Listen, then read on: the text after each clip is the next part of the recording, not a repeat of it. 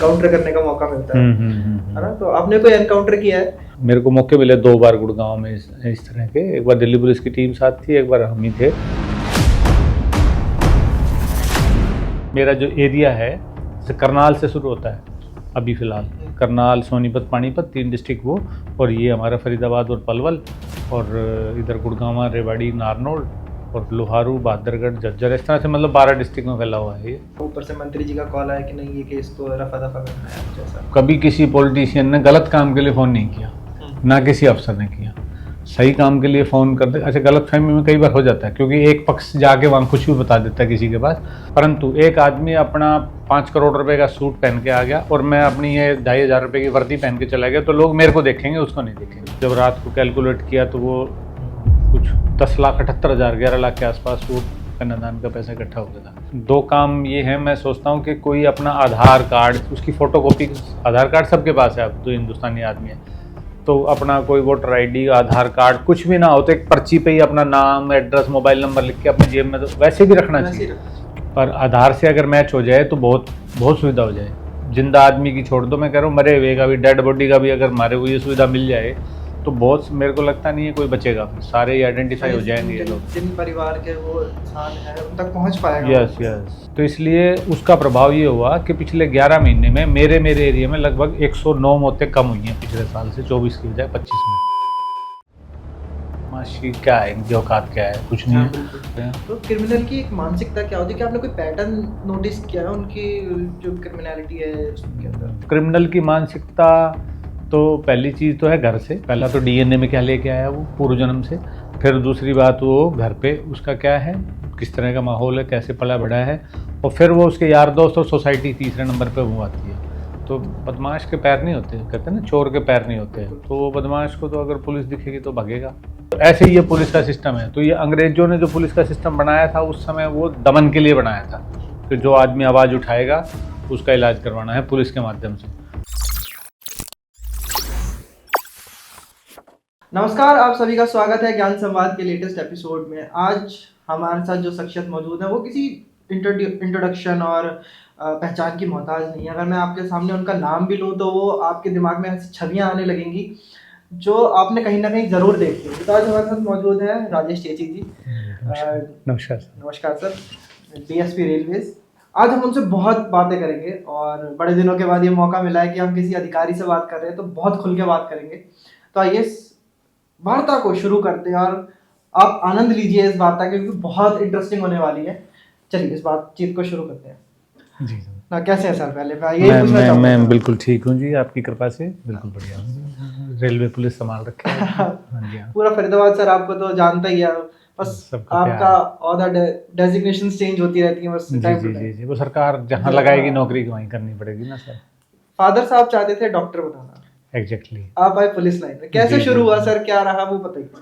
असल में मैं पढ़ाई लिखाई में तो निखट्टू था, सचवाई जी ये है पहले से ही।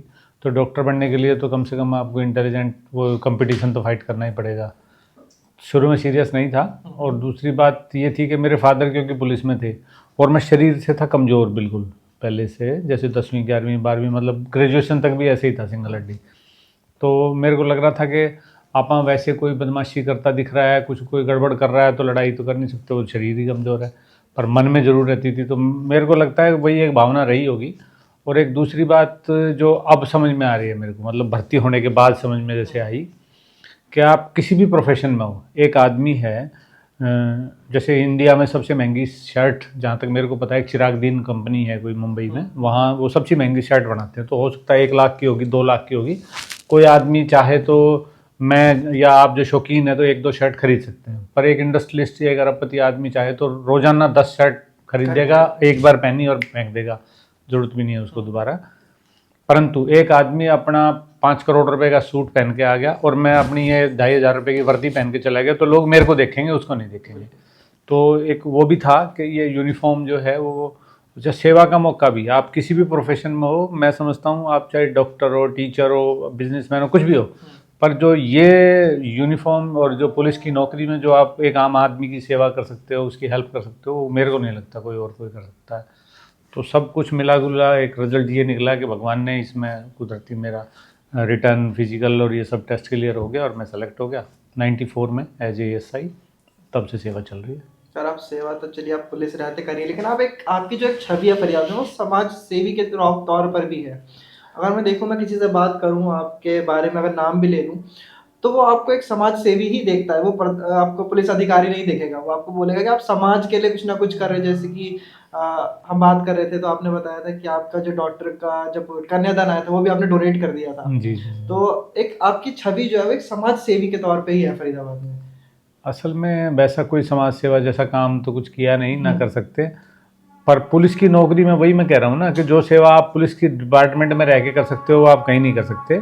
जो बेटी वाले कन्यादान वाली बात थी उसमें हमने कार्ड तो छपवाया नहीं था, सिर्फ व्हाट्सएप से ही मैसेज दिया था सबको। मैं कहा एक नया शुरू करते हैं, शुरुआत हो सकता है लोग और भी फिर ले और कर भी रहे हैं कर ही लोग रहे अब हैं, उसके आजकल तो बाद चल से। ही रहा है डिजिटल। तो 8 साल पहले मैंने ये बिना कार्ड छपवाए लोगों को मैसेज किया, तो उसी में मैंने नीचे लिखा था कि आप अगर कन्यादान नहीं करवाएंगे तो मेहरबानी होगी, अच्छा लगेगा मेरे को। क्यों, और उसमें एक बार और भी लिखी थी कि आप 50 किलोमीटर दूर से अगर हैं आप मेरे से, तो मैं फॉर्मेलिटी के लिए आपको निमंत्रण तो भेज रहा हूँ कि कल को ये ना उलाना दे कि मेरे को बुलाया नहीं, पर अगर ना आओगे तो मेरे को अच्छा लगेगा। क्योंकि किसी का टाइम वेस्ट करवाना, और 50 किलोमीटर दूर से जाम का सिस्टम रहता है, आदमी आए तो वो गाड़ी बकता हुआ ही आएगा, वो दुआएं तो देगा नहीं। तो दो बातें थी, परंतु लोग माने नहीं कन्यादान, क्योंकि हमारे हिंदुस्तान में वो होता ही है लड़की के ब्याह में करो करो। तो जब रात को कैलकुलेट किया तो वो कुछ 10,78,000 11 लाख के आसपास वो कन्यादान का पैसा इकट्ठा हो गया था। तो मैंने कहा घर चला गया ना तो फिर लोभ आ जाएगा अंदर दिमाग में। तो मैंने वो प्रयास, एक संस्था है बल्लभगढ़ में जो प्रयास, ये मदान साहब थे जो 5 भाई साबुन वाले, जी उस जी समय जी वो जी। देख रहे थे। तो रात को ही उनसे संपर्क किया और वो रात को ही वो थैला मैंने उनके वहाँ पहुँचवा दिया। मैं इसको जी रखो। हालांकि वो 1 दिन बाद वापस आ गया था वो कि जी हम कैश नहीं ले सकते। तो फिर हमने वो बेटी के अकाउंट में डलवाया, फिर उससे उनको ट्रांसफ़र किया ताकि वो भी फॉर्मेलिटी उनकी होगी। तो वो मकसद यही था कि क्यों किसी का चंदा इकट्ठा करा जाए, क्योंकि वो शादी 1 रुपये की शादी थी। जो लड़का पक्ष था उनकी तरफ से कोई उनको लेना ही नहीं था कुछ भी।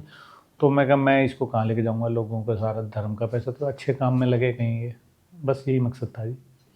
सर आप अभी डीएसपी रेलवेज है, क्या हाँ जी, काम हाँ होता जी। है डीएसपी का? क्या क्या क्षेत्र में उनका लिमिटेशंस होती हैं?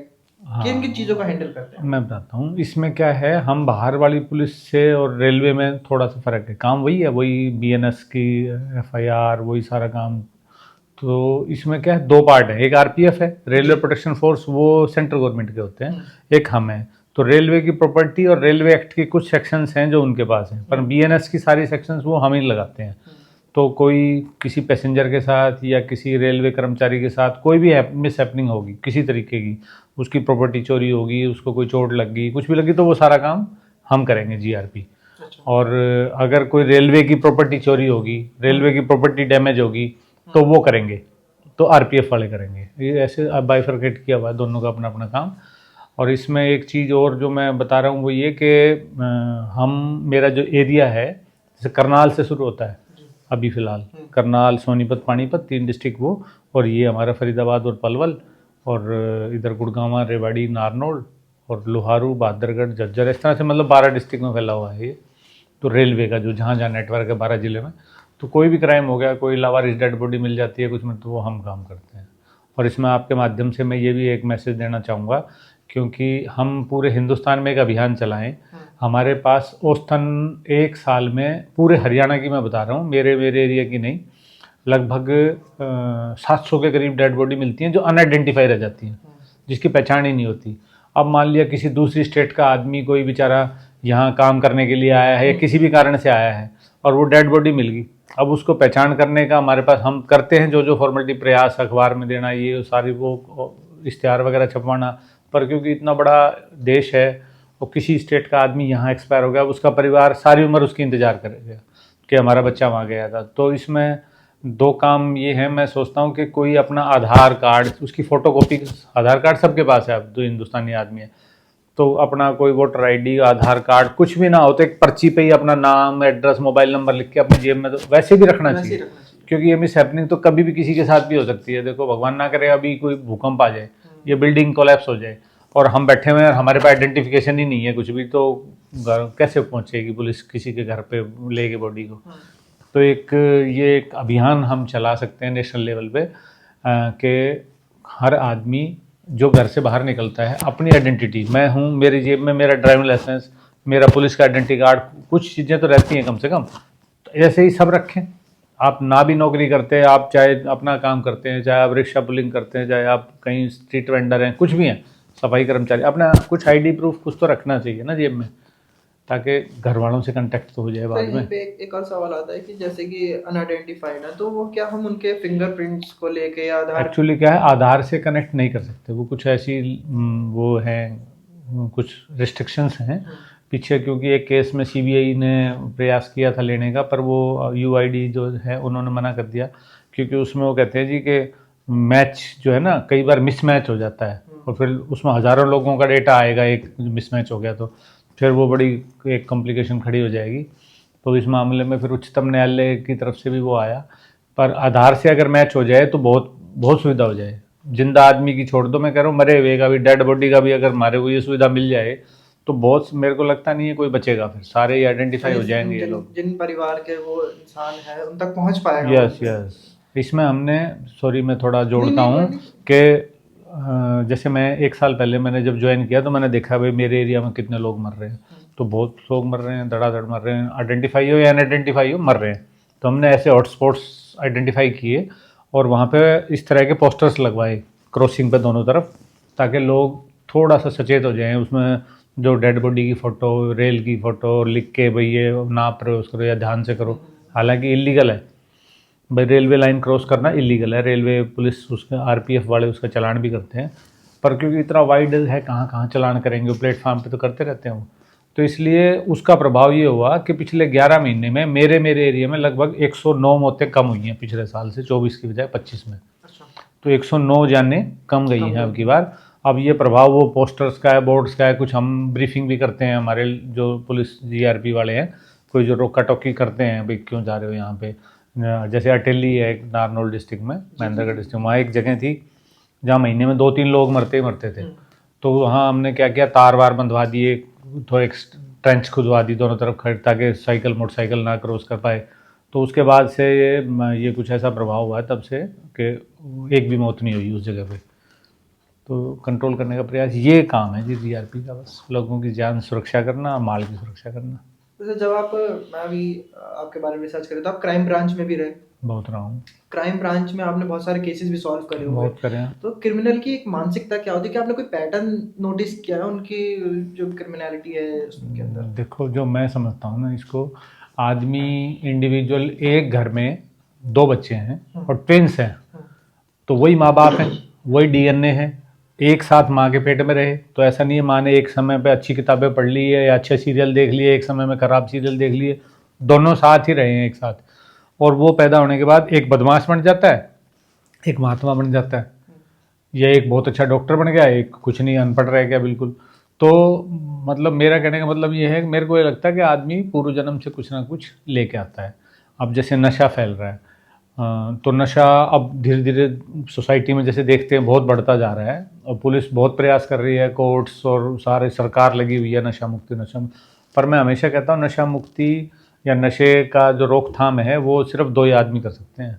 वो 2 कौन कौन है? माँ और बाप। माता पिता जिनको ये तो पता है कि बच्चे पैदा कर दिया, पर उसकी परवरिश कैसी करनी है वो भी उन्हें पता रहना चाहिए। तो वो बच्चे को आपको समय देना पड़ेगा, उसको शुरू से 10 साल, शुरू के 10-12 साल तक उसको आपने फीड करना पड़ेगा कि भैया मेरे को ये नशा नहीं करना, तो वो फिर आगे ठीक रहेगा फिर वो। और उसको आपने ढीला छोड़ दिया और वो बाहर की सोसाइटी के चक्कर में आ गया, यार दोस्तों की या कहीं भी फ्रेंडशिप में, तो कोई ना कोई कभी भी मिसगाइड करके उसको ले आता है। तो क्रिमिनल की मानसिकता, तो पहली चीज़ तो है घर से, पहला तो डीएनए में क्या लेके आया वो पूर्व जन्म से, फिर दूसरी बात वो घर पे उसका क्या है, किस तरह का माहौल है, कैसे पला बढ़ा है, और फिर वो उसके यार दोस्त और सोसाइटी तीसरे नंबर पे वो आती है।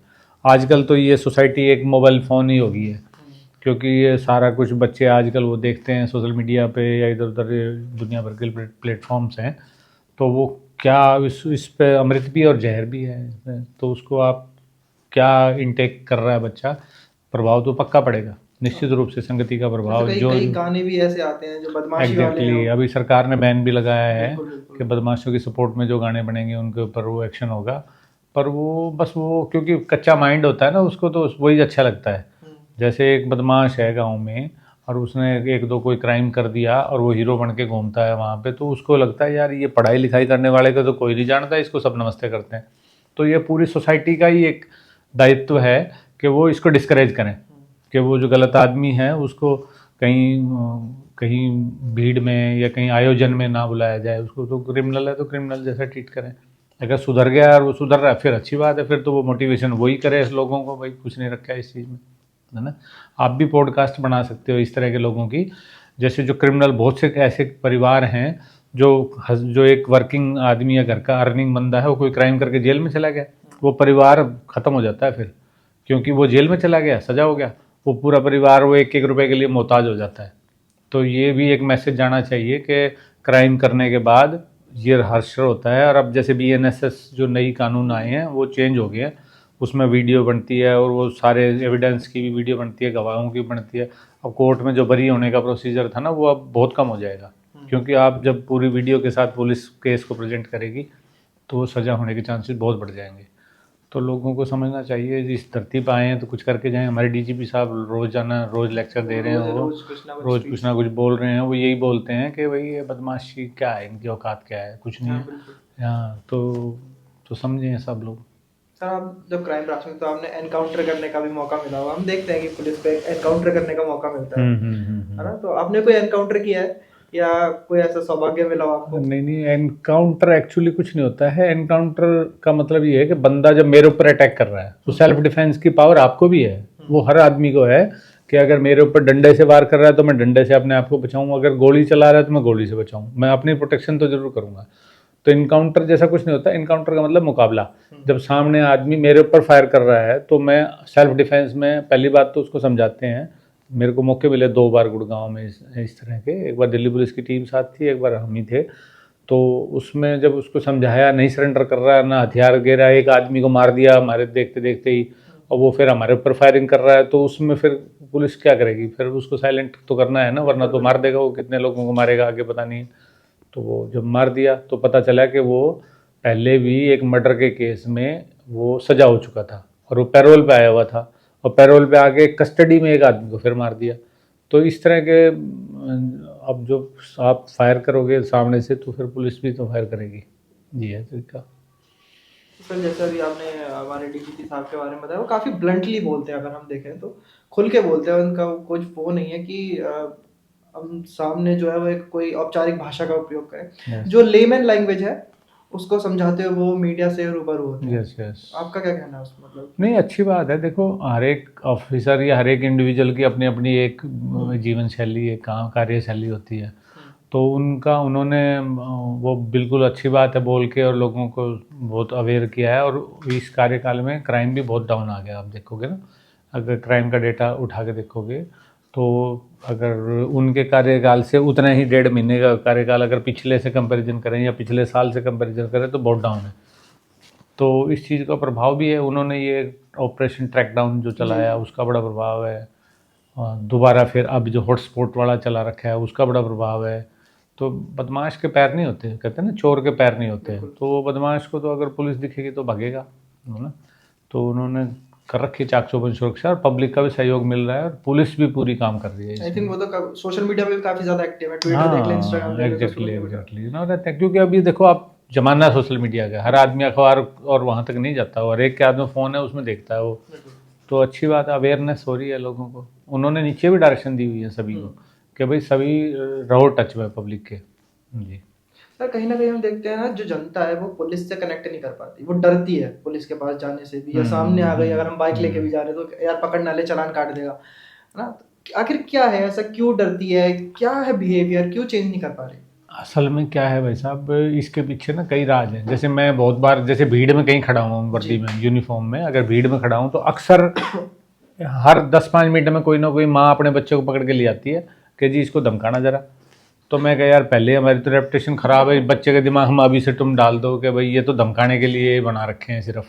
तो असल में ये नहीं है। पुलिस तो आम आदमी की तो सुरक्षा के लिए है, आम आदमी की हेल्प करने के लिए है। बदमाश को डरना चाहिए हमारे से, और वो बदमाश का इलाज भी हम करें अगर हम सही पुलिस अफसर हैं। तो ये तो जो एक तो मेंटलिटी इस तरह की होती है ना, कुछ देखो हम अंग्रेज उसके अगर वो आ गया दिख गया सामने कोई अंग्रेज का मतलब फॉरेनर कोई भी, और तो फॉरेनर दिखते उसको बोलेंगे अंग्रेज है, चाहे उसको अंग्रेजी की ABC भी ना आती हो, है ना। तो वो एक क्योंकि घुसा हुआ कि अंग्रेज हमारे यहाँ राज करके चले गए ना, तो हर एक आदमी अंग्रेज दिखता है, वो चाहे इजरायली या बहुत से देश हैं जो अंग्रेजी नहीं जानते बिल्कुल भी, वो देखते कह रहे नॉर्मली क्या कहेगा अंग्रेज आ गया। तो ऐसे ही ये पुलिस का सिस्टम है। तो ये अंग्रेजों ने जो पुलिस का सिस्टम बनाया था उस समय वो दमन के लिए बनाया था कि जो आदमी आवाज़ उठाएगा उसका इलाज करवाना है पुलिस के माध्यम से। तो अब वही मेंटलिटी आम आदमी की भी चल रही है और थोड़ी थोड़ी वो पुलिस की भी। अब पुलिस में बहुत सुधार है वैसे, परंतु फिर भी चल रही है वो, अभी भी है कुछ परसेंटेज। पर अब वो धीरे धीरे ऐसे ही जैसे DG साहब का अभियान चल रहा है, आप लोग लगे हुए हो हम लगे हुए हैं, तो सुधरेगी। अब जो यंग जनरेशन है वो नहीं डरती, जो बच्चे जो पढ़े लिखे हैं ना वो नहीं डरते बिल्कुल, वो बातचीत करते हैं आपसे सीधी सीधी, आर्गूमेंट भी करते हैं अगर आप गलत कुछ कर रहे हो। तो ये बहुत अच्छी एक मुहिम है, बढ़िया, अच्छा सुधरे देश। जो फरीदाबाद की जनता है आपसे ज़्यादा कनेक्ट करती है सर। आप उनको कुछ भी बोलते हो तो वो समझते हैं कि हाँ कोई कुछ बोल रहा, ऐसा क्यों है उनको समझ नहीं आएगा अभी तक। नहीं ऐसा नहीं है, नहीं, seriously फरीदाबाद सर, की जनता ही बढ़िया है दरअसल। यहाँ के लोग ना, मैंने बहुत सारे डिस्ट्रिक्ट्स में नौकरी करी है, तो फरीदाबाद के लोग ज़्यादा फ्रेंडली हैं, जानते हैं एक दूसरे को, समझते हैं। तो ये तो उन्हीं की खासियत है, इसमें मेरी कोई खासियत नहीं है। ये तो उनकी खासियत है, वो समझते हैं।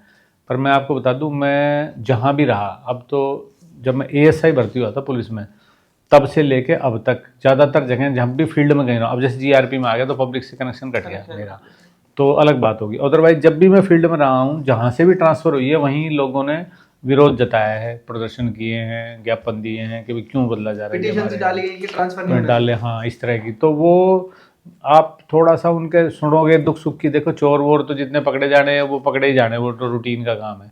परंतु एक बार कोई दुखी आ गया तो उसकी आपने बैठ के 10 मिनट सुन ली, उसको पानी की पूछ ली, और कुछ खिलाने पिलाने की जरूरत नहीं, पूछने की ज़रूरत है ज़रूर। तो उससे वो लगता है यार कि हाँ ये मेरे दुख में दुख है। एक है ना संवेदना, एक हमारे संवेदी पुलिस का एक अभियान भी चल रहा था, ट्रेनिंग सेंटर में संवेदी पुलिस बनाई जा रही थी, पीछे कुछ अफसर थे। तो वो संवेदी शब्द जो है ना, सम माने बराबर और वेदना माने दर्द। अगर कोई मेरे पास आके कहे जी मेरी लड़की 8वीं क्लास में पढ़ती है और वो शाम को 3 बजे दोपहर में स्कूल से आनी चाहिए थी और वो 9 बजे तक नहीं आई रात को, तो मैं वेदना में महसूस करूँ कि मेरी बेटी अगर घर नहीं आती तो मैं क्या करता, पुलिस से क्या उम्मीद करता मैं। तो उस तरह का काम पुलिस करती भी है। तो वो करेंगे तो फिर अगला सामने को पता है कि भाई लड़की मिले ना मिले पर ये मेरे साथ खड़ा हो गया है तुरंत, तो उससे भी जुड़ जाते हैं लोग, बस और कुछ नहीं है, लड्डू बांटने की जरूरत नहीं है। सर अब IBB में रहे, हाँ, इंटेलिजेंस ब्यूरो में रहे, इंटेलिजेंस ब्यूरो कैसे काम करती है? क्योंकि अभी हमने देखा कि अब देश में कुछ भी होता है सबसे पहले इंटेलिजेंस ब्यूरो को ही दोष दिया जाता है। एग्जैक्टली। तो कैसे काम करती है, क्या रहता है? दोष देना तो गलत है, क्योंकि इंटेलिजेंस ब्यूरो क्या करती है, वो IB इंटेलिजेंस कलेक्शन का ही काम है उनका, कि वो सिविल में रहते हैं। आप पूरे देश में कहीं भी देखेंगे, वो हर शहर में हर गांव में कहीं ना कुछ उनके सोर्स हैं। तो वो वहाँ पे सर्विलेंस करते हैं, कोई भी इस तरह का इंसिडेंट या कोई मामला दिखता है तो उसकी रिपोर्टिंग ऊपर तक होती है और एक्शन भी होता है उसमें, और बहुत बार अच्छी अच्छी इनपुट्स भी देते हैं वो, लोकल पुलिस को भी, मिलिट्री को भी, सबको। तो वो बड़ा जोखिम का काम करते हैं। बहुत सारे जो डिस्टर्ब्ड एरिया है ना, वहाँ पे IB का बड़ा जोखिम का काम रहता है, क्योंकि वो फील्ड में रहते हैं और वो उनके बीच में रह के आपको खबरें निकालनी है, तो बड़ा घातक भी हो जाती है। पहलगाम हुआ और अभी हाल ही में दिल्ली बॉम्ब ब्लास्ट हुआ। हाँ जी, हाँ जी, हाँ तो जी। उसमें भी IB को ही दोष दिया गया कि उन्होंने पहले से क्यों नहीं दिया, क्या हो गया? असल क्या है, जितने स्मार्ट हम होते जाते हैं ना, क्रिमिनल भी हमारे से ज़्यादा स्मार्ट हो जाता है। अब जैसे साइबर का काम चल रहा है, अब सरकार ने यहाँ तक कर दिया कि भाई आपकी रिंगटोन भी वो आ गई थी। जैसे आप किसी को फ़ोन मिलाओगे तो पहले आता था भाई झांसे में ना आए, ऐसे गलत फ़ोन को ना ये करें, ठगी में ना आए। पर फिर भी आप देखो कितने लोग आज भी ठगे जाते हैं रोज़। तो लोग अवेयर होते ही नहीं हैं, वो दो ही तरीके से ठगे जाते हैं, या तो डर के कारण या लालच के कारण। जो जैसे आजकल डिजिटल अरेस्ट का एक चल रहा है।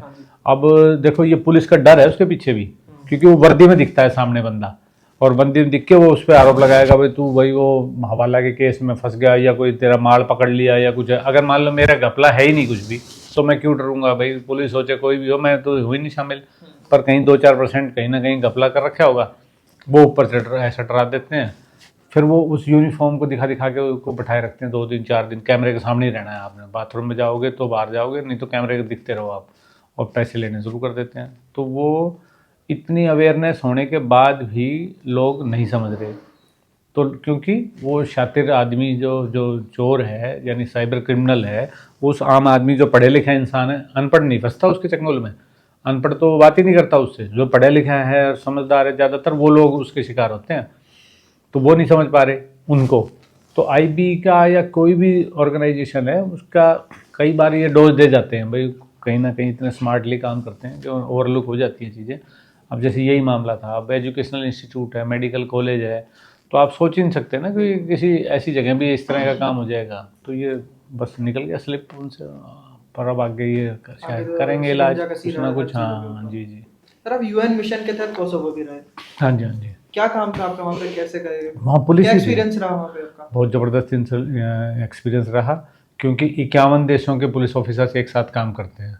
तो आपको एक्सपोजर मिलता है उनके साथ रहने का। 8 घंटे नौकरी है, बाकी टाइम तो उनके साथ ही रहना वहाँ पे। वहाँ तो कोई भाई बंद तो है नहीं। और सीखने का, उनका वर्किंग का, बिहेव का, बहुत सारी चीज़ें सीखने को मिलती है। और मैं पूरा 1 साल रह के आया। आर्थिक हालात भी, पैसा भी अच्छा मिलता था वहाँ पे, तो वो भी ठीक होती है आपकी। और दूसरा बात ये कि इतने लोगों के साथ रह के आप बहुत कुछ सीखने का मौका मिलता है, एक्सपीरियंस का मौका मिलता है। दूसरे देश का माहौल है, तो वहाँ यूनाइटेड नेशन का या पूरा जो रेगुलेशंस है वो सारी यूएन की चलती हैं, सारी गाड़ियाँ वाड़ियाँ सब। तो उनका सिस्टम देखो, अभी हमारी गाड़ियों में लॉग बुक है। लॉग बुक बोले तो कितने किलोमीटर चली, कब तेल डलवाया, पूरा फिजिकली मेंटेन होता है एक बुक में। परंतु वहाँ लॉग बुक ही नहीं थी। उन्होंने सब कुछ डिजिटल कर रखा था 2002 में। देखो आज से 23 साल पहले। वो जो गाड़ी, जो सरकारी गाड़ी थी, पुलिस की गाड़ी, ड्राइवर कोई नहीं होता वहाँ, खुद ही चलानी है गाड़ी आपको। कोई किसी का गनमैन नहीं, खुद का अपना पिस्तौल साथ रखो। गाड़ी तभी स्टार्ट होगी जब आप उसमें वो ड्राइविंग लाइसेंस वो बनाते हैं इस तरह का, जैसे अपना एटीएम होता है वो उसमें, जी जी वो जी। इलेक्ट्रॉनिक वाला। तो वो उसमें स्वैप करोगे तो ही गाड़ी स्टार्ट होगी, नहीं स्टार्ट ही नहीं होगी।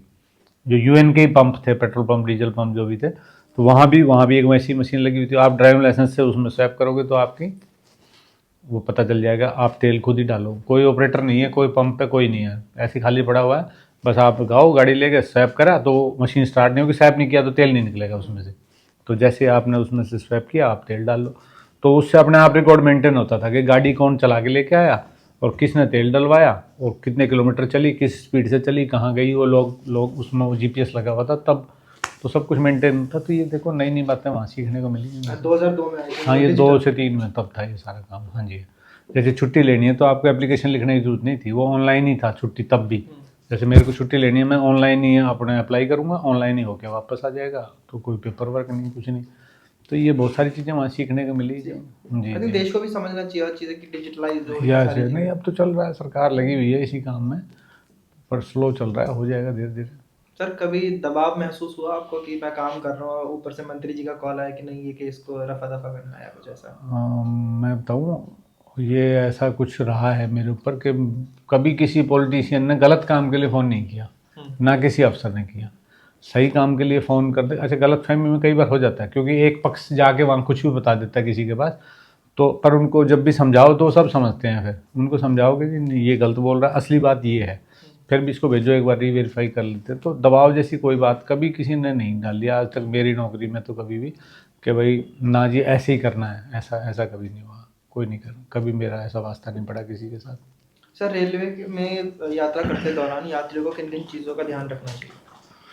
देखो, अब रेलवे का जो ट्रेंड चल रहा है ना जी, वो है थेफ्ट का। जी मतलब जो क्राइम हो रहा है वो ज़्यादा हो रहा है। स्नैचिंग, लूट, डकैती पहले वो जो फिल्में में दिखाते थे ना, और रॉबरी ट्रेन में चलती में डकैती हो रही, अब वो नहीं होती है। क्योंकि आरपीएफ रेल के अंदर जो पेट्रोलिंग करती है आरपीएफ करती है सारी, हम नहीं करते बिल्कुल। अब वो बंद होगी, आरपीएफ रहती है अंदर, हम बाहर रहते हैं।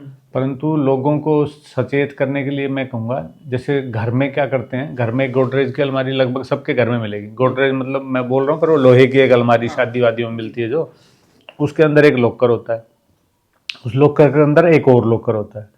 तो सबको ये लगता है कि ये सबसे सेफ जगह है जी, कि इसके अंदर रख दिया, फिर उसके अंदर रख दिया, फिर मेरा कैश या जो भी ज्वेलरी है जो भी सेफ है। परंतु मैं अपना एक्सपीरियंस बता रहा हूँ, मैंने जो भी आज तक घटनास्थल देखा है, जो भी चोरी हुई है उसी को पाड़ता है चोर पहले आके। सबसे आसान हो, बड़ी पतली सी चादर होती है, लोग वो फॉर्मेलिटी के लिए होते हैं, कुछ नहीं हो, 1 मिनट में फूट जाता है ताम झाम उसका। और वो सबसे पहले उसी में से चोरी करके लेके जाएगा। ऐसे ही अब गाड़ियों में जैसे हम सोचते हैं भाई हम सो गए और आपने सिराड़े के नीचे रख लिया जी पर्स या मोबाइल फ़ोन या कोई अपना कुछ कैश कुछ जो भी है, तो आप जब गाड़ी जब मूवमेंट में है ना, तो आप जब सोओगे तो आपको वो कोई थोड़ा बहुत मूवमेंट के साथ साथ अगर निकाल भी रहा है तो आप वो नहीं निकालोगे। तो अब तो डिजिटल का ज़माना है, पहली बात तो कैश कम से कम लेके चलें तो वो अच्छा है। और चल रहे हो तो थोड़ा सा रखो ऐसी जगह पे कहीं पे ताकि आदमी वो सेफ रहे। हाँ वैसे कोई आजकल ईवटीजिंग वाली बात ये बहुत कम हो गई है, रेल में कोई इस तरह का नहीं है, लड़कियों को परेशानी करने वाली बात या कुछ। मेन बस यही है कि अपने सामान का थोड़ा सा ध्यान रखते हुए सोएं, रात को ही होती है ज़्यादातर वारदात।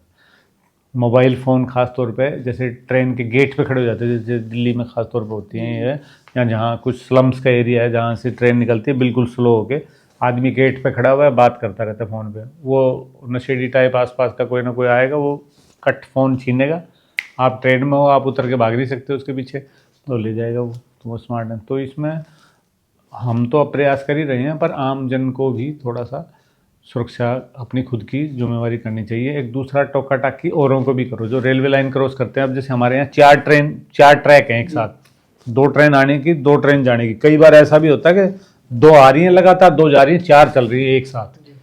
तो पास करते टाइम रेलवे लाइन जैसे सड़क में सिखाया जाता है ना लेफ्ट देखो राइट देखो तब क्रॉस करो, अब ट्रेन का भी वही समय हो गया क्योंकि बड़ी बिना आवाज़ के ट्रेन आने लगी, वो खट खट खट खट वाला वो बंद हो गया क्योंकि वेल्ड कर दी इन्होंने पूरा ट्रैक, और गाड़ियों की आवाज़ बंद होगी क्योंकि ना डीजल की है ना वो है, सब बिजली से चलती हैं तो वो आवाज़ वैसे नहीं करती जब तक हॉर्न नहीं बजाएगा।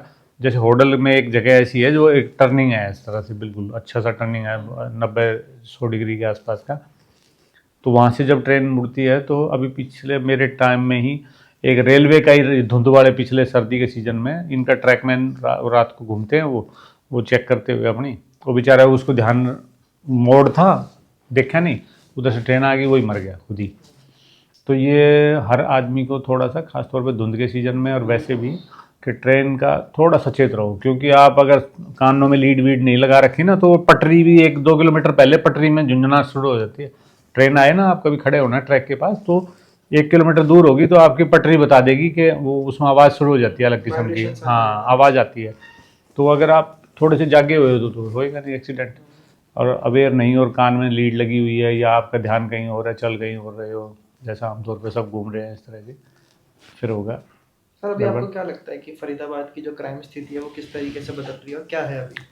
देखो क्राइम का ऐसा है भाई साहब, ये सदा से घटता बढ़ता रहा है, इसमें कोई ज़्यादा सारी पुलिस का योगदान जितना रहता है अवेयरनेस के लिए, आम आदमी को जागरूक करने के लिए, क्रिमिनल को पकड़ने के लिए, तो पुलिस के 2 काम हैं, एक तो प्रिवेंशन, अगर प्रिवेंशन नहीं हुआ और फिर क्राइम हो गया तो डिटेक्शन, तो उसमें 24 घंटे पुलिस तो लगी रहती है, क्राइम ब्रांच हो चाहे जीआरपी हो चाहे स्टेट क्राइम हो चाहे पुलिस लोकल थाने की पुलिस हो चौकी हो, वो सब लगे रहते हैं। डिपेंड करता है कि आप खुद कितने अवेयर हो। अब बच्चों को हम कितना समझा के भेज रहे हैं, क्योंकि वो जो बाहर जो क्राइम कर रहा है वो या तो मेरा बेटा है या किसी न किसी का बच्चा तो है, या बेटा है या बेटी है, जो भी है तो हमारे ही किसी न किसी के, तो माँ बाप थोड़ा सा रखें ध्यान अपने बच्चों का, सुधरेगा ये सब कुछ। सर आपके पास दिन में दसियों केसेस आते होंगे और अलग अलग तरीके के केसेस, एक मेंटल प्रेशर भी रहता होगा कि किसको कैसे टैकल किया जाए, उस मेंटल प्रेशर को आप कैसे सॉर्ट आउट करते हैं? ये आपकी बात बिल्कुल सही है, बहुत सही क्वेश्चन है आपका। देखो हम तो पुलिस की नौकरी में हैं, आप मीडिया में हो चाहे आप टीचर, कोई भी किसी भी प्रोफेशन में हो आप, मेंटल प्रेशर सबको होता है, चाहे फैमिली का प्रेशर है, समाज का है या पैसे का है, कोई ना कोई रहता है, ये काम का है, हर एक को रहता है। तो इसका मैंने जो फार्मूला निकाला है ना कि आपकी सांस सबसे इम्पोर्टेंट चीज़ है, कि सांस जो है ना वो आप बहुत शैलो ब्रीदिंग करते हैं हम आमतौर पे, छोटी छोटी सांस आप देखोगे ना किसी को बिल्कुल छोटी छोटी सांस लेते हैं, थोड़ी सी ली छोड़ दी थोड़ी सी ली छोड़ दी, फिर आपका इसका मतलब इसमें कंट्रोल है ही नहीं बिल्कुल। अभी एक भाई आए थे, वो एक्यूप्रेशर का काम है, उनके पास एक मशीन थी जो आपका वो नाड़ी को नापती है यहाँ पे, तो उन्होंने नाड़ी नाप के वो ब्रेन भी बताती है आपकी, तो वो कह रहे थे जी कि हमारी मशीन का रिकॉर्ड आपने तोड़ दिया पूरा, कि आज तक जो पीस ऑफ माइंड जो है ना वो किसी का आया ही नहीं इतना जिस लेवल तक आपका पहुंच गया। तो अब वो उसके पीछे क्या कारण है, सिर्फ क्या है, आपका थॉट प्रोसेस ही तो सही करना है आपको, और उसको करने के लिए सबसे ज़रूरी क्या चीज़ है, सांस। तो मैं तो सबको कहता हूँ, आपने अभी भी महसूस किया कि नहीं करा, मैं बीच बीच में डीप ब्रीथ करता हूँ हमेशा। तो अब ये मेरी आदत हो गई है। पहले तो इंटेंशनली करना पड़ेगा, फिर कुछ दिन में वो आपकी हैबिट बन हैबिट जाएगी। बन जाएगी। तो आप थोड़ी डीप ब्रीथ करो, तो अपने आप आपका ब्रेन एकदम शांत पोजीशन पे आ जाएगा। कितनी भी बड़ी से बड़ी टेंशन हो, आप थोड़ी देर डीप ब्रीथ कर लो, प्रैक्टिस करनी पड़ेगी, पर वो तो हो जाएगा सेटिंग। मेरा सर प्रश्न इसलिए था क्योंकि आजकल हम क्या ऑफिस में कॉर्पोरेट लाइफ जो है वो बहुत ही हेक्टिक हो चुकी है। सुबह निकलता है इंसान, रात को घर पे पहुंच रहा है, 10 टेंशन्स लेके घूम रहा है, तो एक माइंड पे प्रेशर रहता है, एक मेंटल प्रेशर एक अलग रहता है। यस। इसीलिए ही था मेरा प्रश्न। नहीं, दोनों बातें हैं ना। अब कह रहे हैं समाज बिगड़ रहा है, समाज बिगड़ रहा है। मैं कहूँगा एक सीधा सा हमारे बुजुर्ग कह के गए, जैसे खाओगे अन्न वैसा होएगा मन। तो आपने अन्न कैसा खाया वैसा ही मन होगा। अब कितने लोग हैं जो बिल्कुल ईमानदारी के पैसे की रोटी खाते हैं घर में, जी। चाहे आप बिजनेसमैन हैं, चाहे आप पुलिसमैन हैं, चाहे कुछ भी हैं आप। तो आप खुद सोचो भाई, मैं कितने तो टैक्स चोरी करके पैसे लेके जा रहा हूँ घर में, कितना मैं रिश्वत का पैसे लेके जा रहा हूँ, कितना कुछ है। दूध धोया कोई नहीं है, हम भी शामिल हैं उसी में। हम, मैं नहीं कहता कि मैं साफ़ हूँ, बिल्कुल मैं भी हूँ, करता हूँ घपले तो जितने लिमिट के कर सकता हूँ, ये सच्चाई है। परंतु परंतु रोड़ा इस चीज़ का है कि अगर आप घर में बच्चों को गलत पैसे की, मैं अगर खाने की चीज़ें लेके जा रहा हूँ और वो खा रहे हैं, तो ऑब्वियसली उसका प्रभाव आएगा ही आएगा घर में। क्योंकि क्या होता है, हमारी बॉडी बाहर से नहीं बनती, जैसे घर बनता है ये तो बाहर से बनता है। एक ईंट जोड़ी, उसके ऊपर दूसरी जोड़ दी, तीसरी जोड़ दी, तो आपका घर बन गया, दुकान बन गई, बिल्डिंग बन गई। परंतु ये तो अंदर से बनेगा। आपने अंदर क्या दिया इसको खुराक, केला बनाया, वो केला आपका शरीर बन गया, लड्डू खाया, वो शरीर बन गया। तो उसी से हमारा शरीर बनता है। और दूसरी खुराक इसको मिलती है, वो आप देख के और सुन के दो ही तरीके से ले सकते हो। तो क्या मैं देख रहा हूँ, क्या मैं सुन रहा हूँ, वो मेरा सॉफ्टवेयर तैयार करेगा, और ये हार्डवेयर मेरे खाने से तैयार हो जाएगा। तो दोनों मिल के फिर एक ये पूरा कंप्यूटर बन जाता है, शरीर बन जाता है अपना खुद का। तो इसलिए लोग थोड़ा सा खाने में सात्विकता लेके आए। अब जैसे फास्ट फूड का ज़माना है, तो फास्ट ही लाइफ हो रही है। पहले बैंक में पैसे लेने होते थे तो आदमी को इंतज़ार करना होता था, भाई कल बैंक खुलेगा तो पैसे लेके आऊँगा। अब सबके पास एटीएम हो गया। चिट्ठी लिखनी होती थी, पहले चिट्ठी जाती थी, आती थी, वेट करते रहते थे यार, लिखी थी, जवाब आएगा कभी 1 महीने बाद, 2 महीने बाद। अब तो आपके फ़ोन में ये व्हाट्सएप और SMS और ईमेल और ये सब है, तो इंतज़ार हर एक आदमी का वो ख़त्म हो गया है। हमारे सड़कों पे भी दिखता है, आप सड़क पे चले जाओ, ये आप जैसे ओल्ड के अंडरपास पे जैसे ही जाम लगता है, लोग रॉन्ग साइड से आना शुरू हो जाते हैं उसको डिवाइडर को तो पार करके। तो वो क्या है, क्योंकि पेशेंस नहीं है। आप दूसरे देशों में जाओगे, आपको एक आदमी भी लाइन तोड़ता हुआ नहीं दिखेगा। तो वो पेशेंस हमारे देश में ख़त्म होता जा रहा है, सदा से ही ख़त्म है, मेरे को तो लग रहा है। तो वो आए, वो मैं अपने आप को सुधारूँ, आप अपने आप को सुधारो, अपने आप देश सुधर जाएगा। सर हमने कहीं देखा है जो नौजवान है वो जो पुलिस कर्मी है वो रील्स बनाते हैं आजकल, उनको देख के, उनके ऑरा को देख के या पावर को देख के वो इस फील्ड में आना चाहते हैं, उनको क्या कहना चाहेंगे आप? नहीं, मैं कहूँगा अगर पुलिस की नौकरी में कोई बंदा आता है, कोई बच्चा आता है, वो बहुत बढ़िया बात है, आए। हरियाणा में वैकेंसी भी बहुत है, तो अच्छे लोगों की ज़रूरत भी है। और अब तो कंपटीशन है, रिटर्न टेस्ट। पहले क्या होता था, कांस्टेबल के लिए रिटर्न टेस्ट नहीं था। ये पिछले 10-1 साल से शुरू हुआ है कि कांस्टेबल भी भर्ती होना है तो रिटर्न टेस्ट आपको कंपलसरी है, वो करना ही पड़ेगा। और उसमें कट थ्रोट कंपटीशन भी है, बड़ी ज़बरदस्त उसमें कंपटीशन भी है। तो अगर वो किसी भी कारण से प्रेरित होकर अगर कोई बच्चा आ रहा है हमारे पास और पुलिस में भर्ती होना चाह रहा है और वो अपॉइंटमेंट ले रहा है, तो अच्छी बात है, आना चाहिए।